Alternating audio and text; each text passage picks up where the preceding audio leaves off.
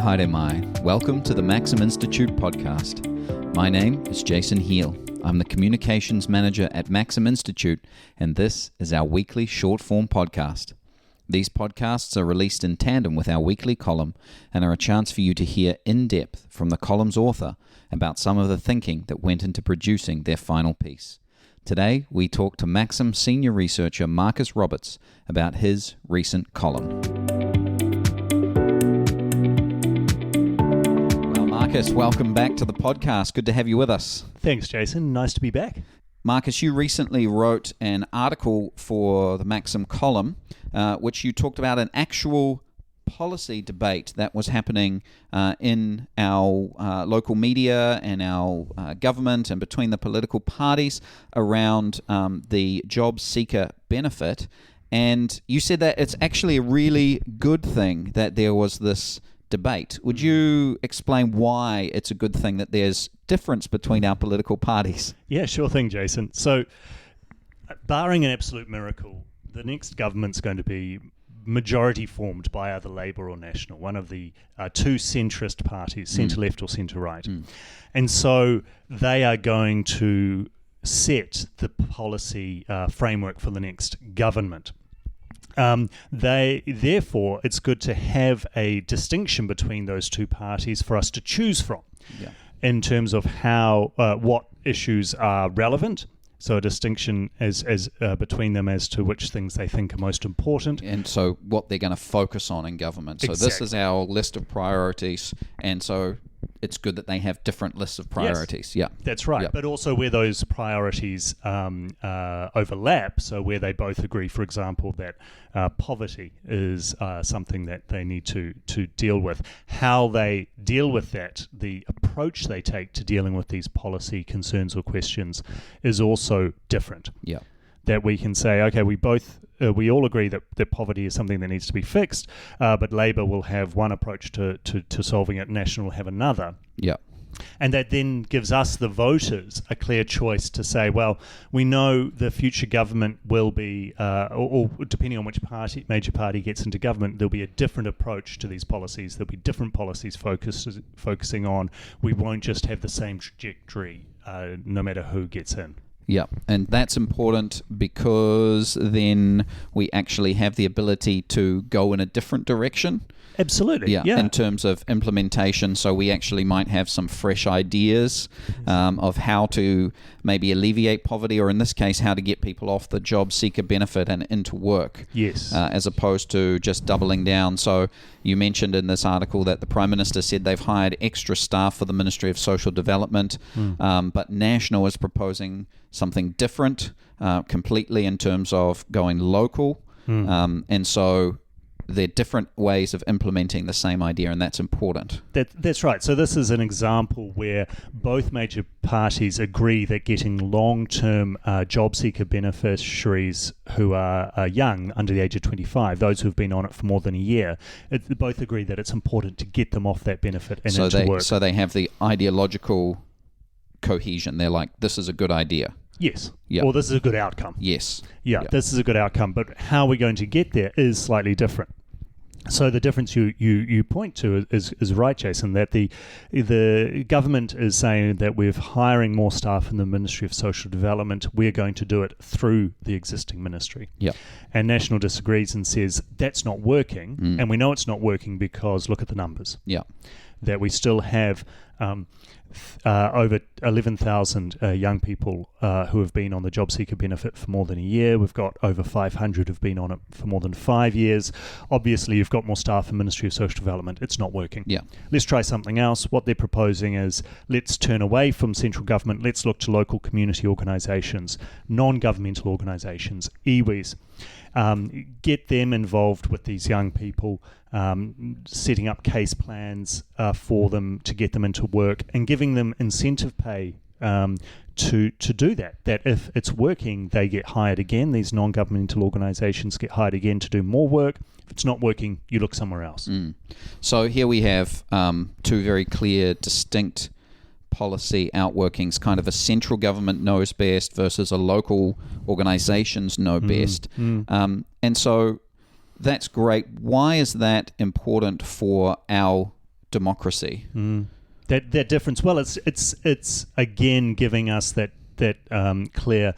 I think this is an ideological divide here. So this is not just about the job seeker benefits, but we also see it in the government approach to Ministry of Health, so getting rid of the DHBs and centralising those, to Three Waters, taking the power from the local councils and putting them in government bureaucracy in Wellington.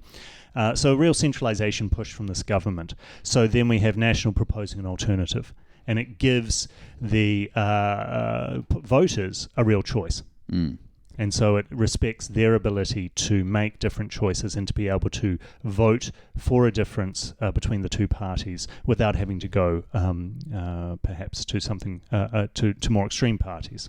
And so it means that they can have the choice between two parties that are mostly centre but have slightly different ways of implementing that, rather than going to a party that may have one policy they like but very extreme policies in other areas. Yes, that's right. And we've seen this happen overseas? Yeah, so in Europe there's a couple of examples where you have actually grand coalitions between the major centre-left and major centre-right parties. So it'd be like if National and Labour got into coalition together. Wow. So they dominate the centre ground. Yes. But it means that if you want a change of direction, you've got to go further afield. And so you see these extremist parties popping up in both the left and the right. You've got AfD in Germany as an example from the right. You've got Golden Dawn in Greece from the left, where people say, well, my issues or my concerns are not being addressed by the centrist parties. Yeah, because they both have the same ideology and implementation. Yeah, well, they're in coalition together. Yeah, they're doing exactly the same thing. Yeah, exactly. So if you have a greater debate in the centre, then I think that's also good for our democracy, in that it is a protection against people looking to the more fringe parties. Excellent. Well, Marcus, lots to think about in the article this week. Thanks for being with us today. Oh, thank you very much for having me. Now let's hear from Marcus as he reads his column. Before the news became dominated by our newest MP's historical bullying and the counter-allegations of bullying from within the Labour Party itself, the National Party had been making headlines about the social welfare policy announced at its annual conference. This policy is designed to reduce the number of young people, 18 to 25-year-olds, on the job seeker benefit long term. This benefit is for those over the age of 18 who are not working. The expectation is that those on it are looking for work or have a health condition or a disability. Currently, more than 34,000 people under the age of 25 are on the job seeker benefit. Over a third of these have been on it for more than a year.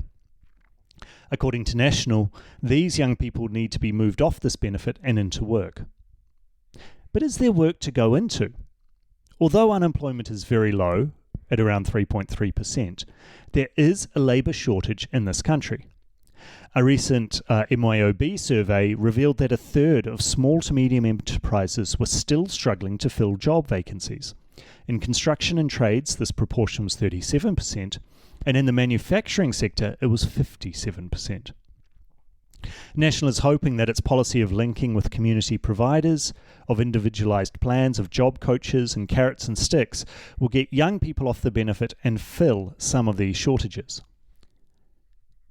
Aside from the usual base rallying cries of beneficiary bashing or no free riders, there was also agreement from across the political aisle about the importance of getting young people into work.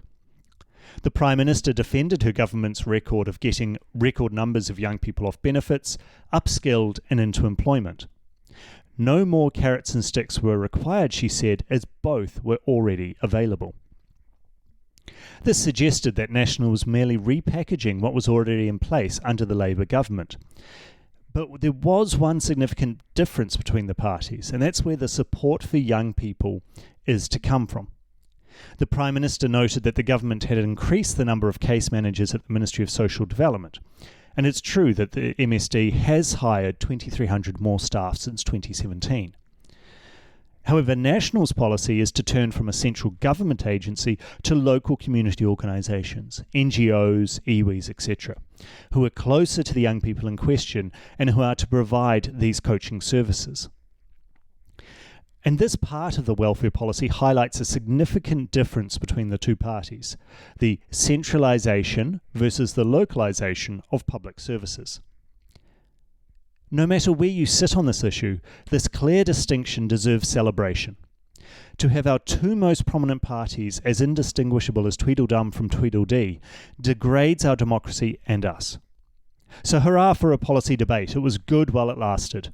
Let's hope we get some more before the next distraction, bullying or otherwise, surfaces. Thanks for taking the time to listen to the Maxim Institute podcast.